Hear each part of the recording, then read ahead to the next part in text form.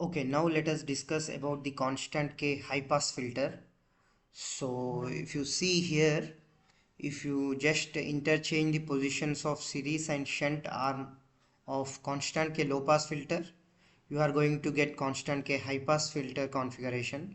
That means in case of low pass filter, we got inductors in the series arm and capacitor in shunt arm.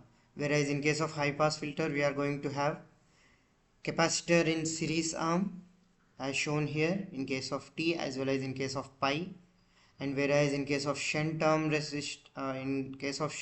element we are going to keep inductor, right? Okay, let us see various properties and parameters of high pass filter.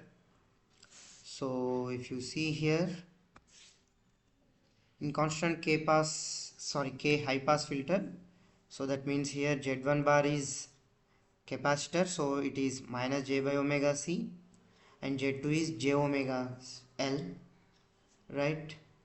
And if you see here, you might be thinking this is 2c and 2c, how come it is 1 by j omega c?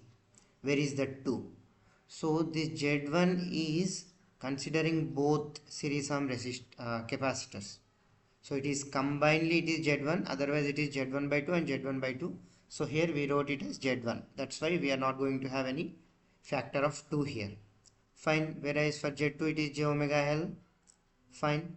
Now let us see the nominal impedance. The nominal impedance in case of constant K filters is nothing but K value, and it is square root of Z1 into Z2. With that you are going to get under root L by C. Fine. Then what about cutoff frequency? So from the characteristics of filters, the cutoff frequencies are generally obtained when Z1 by 4 Z2 is equal to 0, as well as when Z1 by 4 Z2 is equal to minus 1. So let us see what are the conditions for these two cases. In case 1, when Z1 by 4 Z2 is equal to 0, Z1 is 0. From that you are going to get omega is equal to infinity and f is also equal to infinity. So we are not going to get any particular value.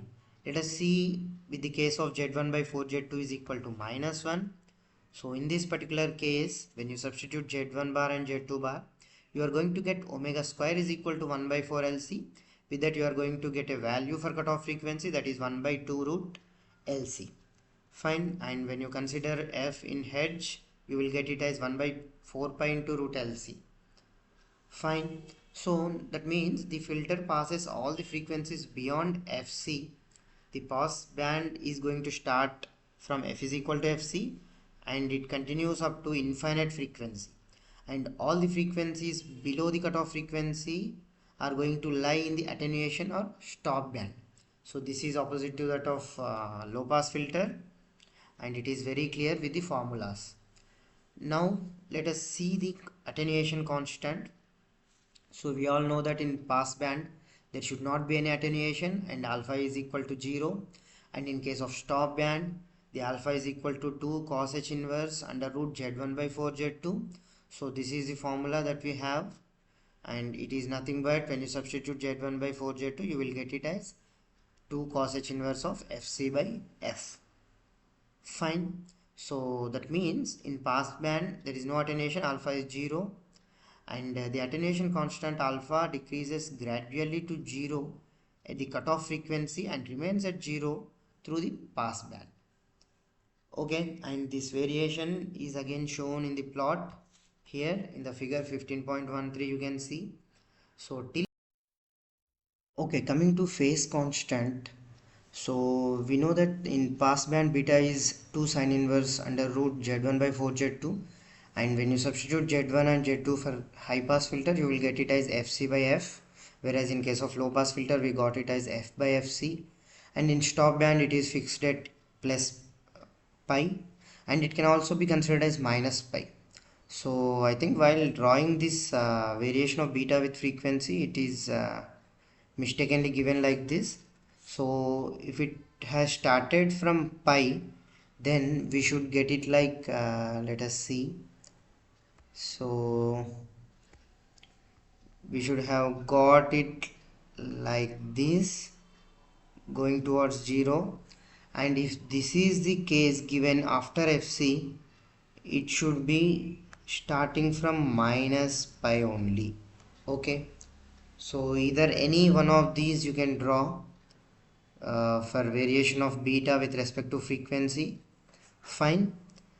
Okay, so right, next, if you see characteristic impedance, and the formula is same for T type, anyways it is different, and pi type it can be derived from Z1 Z2 by Z0 T, that is characteristic impedance when the impedances are in T shape.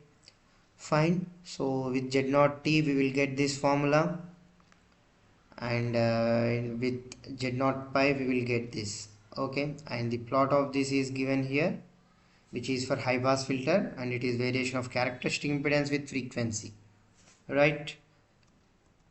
And now in the end, for designing the filter, we have the equations of K and FC. Similar to the low pass filter, we can use these two equations and obtain L and C as these. Okay, so with this, even when you get the problems, you can solve using these equations. Fine, that's it. This is all about high pass filter. Hope you understood it. Thank you.